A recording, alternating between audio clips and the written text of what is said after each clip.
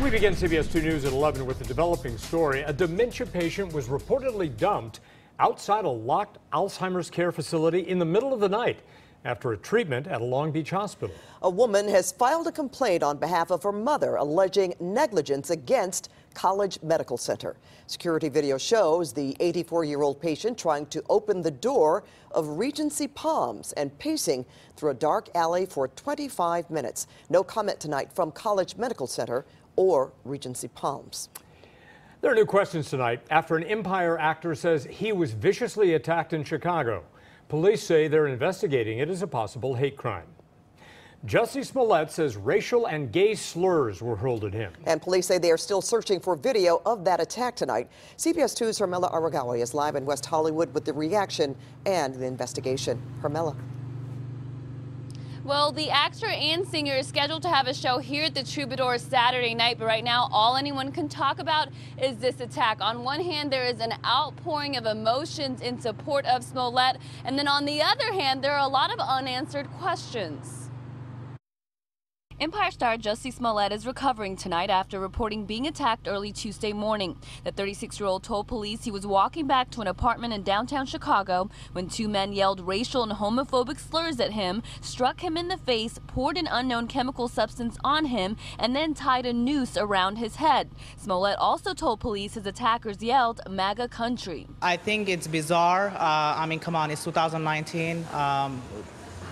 I don't think this sexuality has to be an issue. It's awful. It's to think that still happen in a country that developed, as we call it. Chicago police say, quote, given the severity of the allegations, we're taking this investigation very seriously and treating it as a possible hate crime.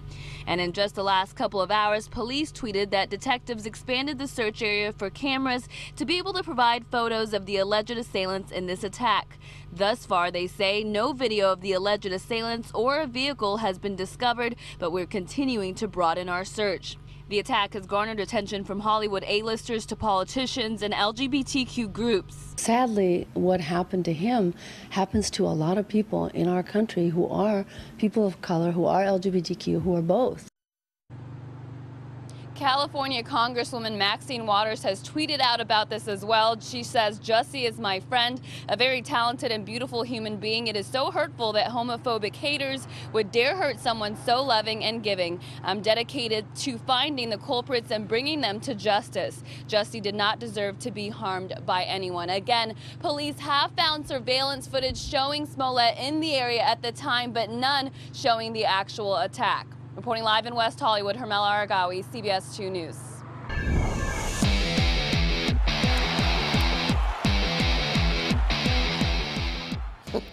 Super Bowl 53 between the Rams and the Patriots is now less than 5 days away.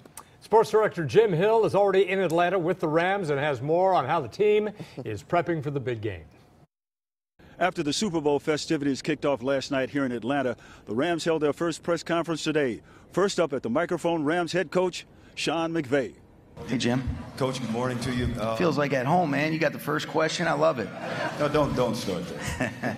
Have things kind of slowed down just a little bit after all of you went through last night, and you can kind of get right on into the flow of things with the game just a few days away? Looking around, not a chance.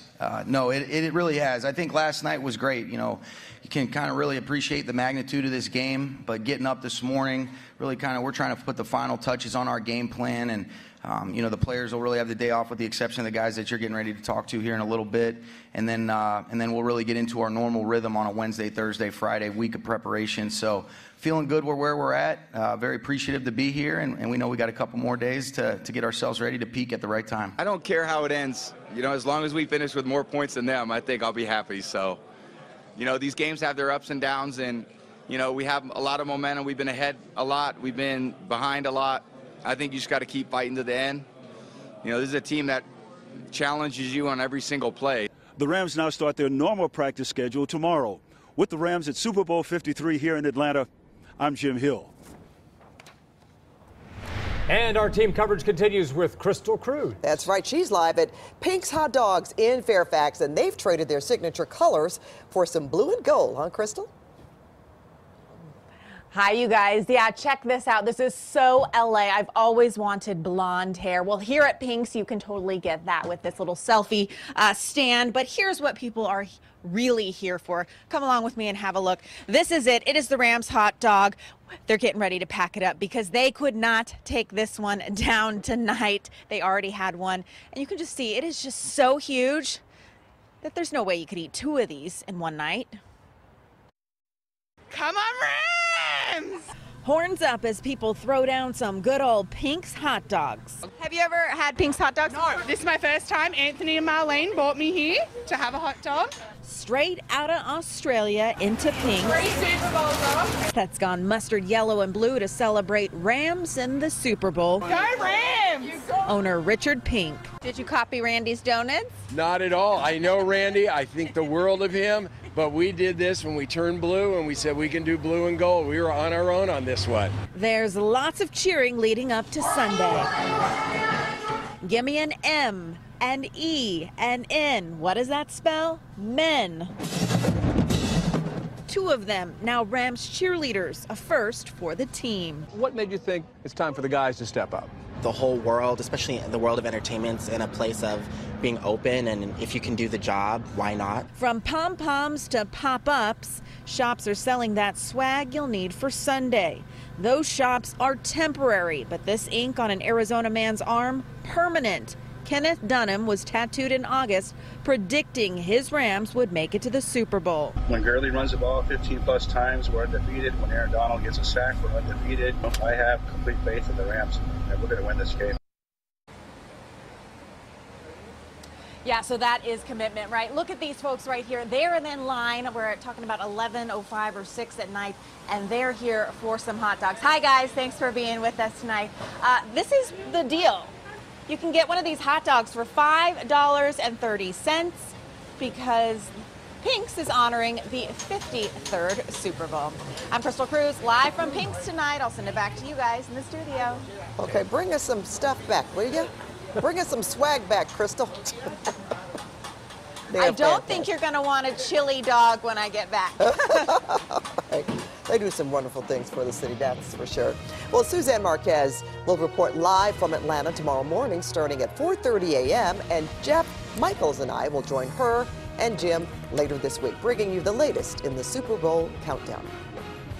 And the only place to watch the Super Bowl 53, right here on CBS 2. Kickoff is this Sunday. It is at 3:30.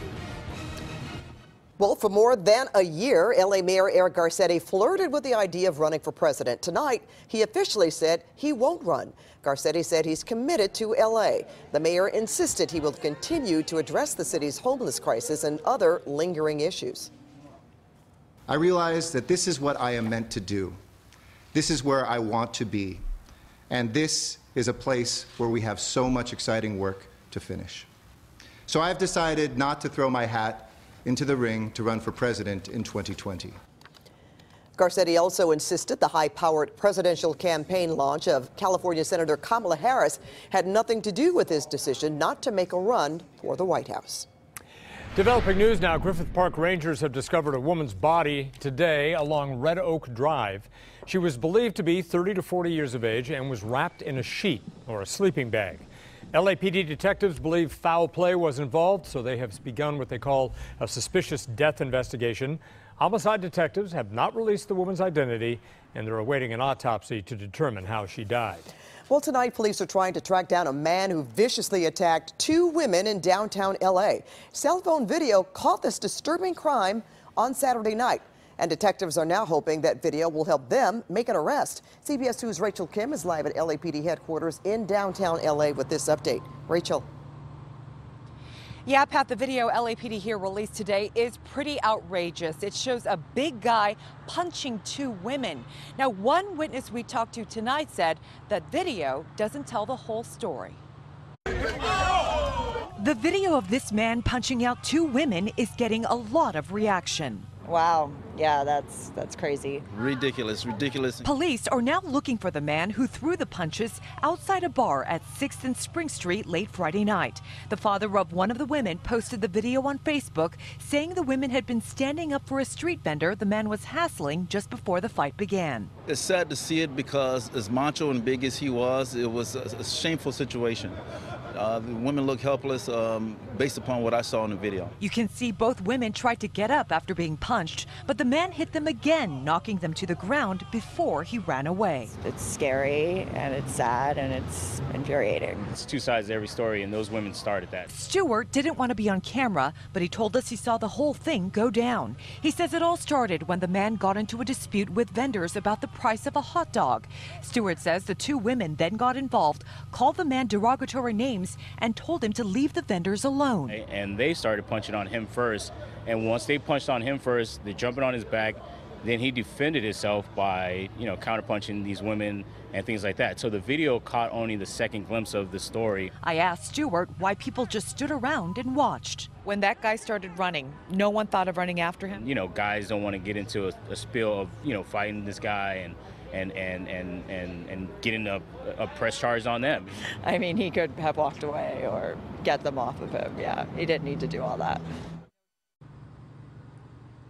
Stewart wants to reiterate that he does not condone the man punching the two women. He just wanted to share what he saw. Now, if you recognize that man in the video, please call the LAPD. Reporting live tonight in downtown LA, Rachel Kim, CBS 2 News. All right, thank you very much, Rachel. We now go to breaking news. Sky Fox over the 10 in Pomona. That's right. Stu Mundell is overhead in Sky 2 with some police activity there. Stu?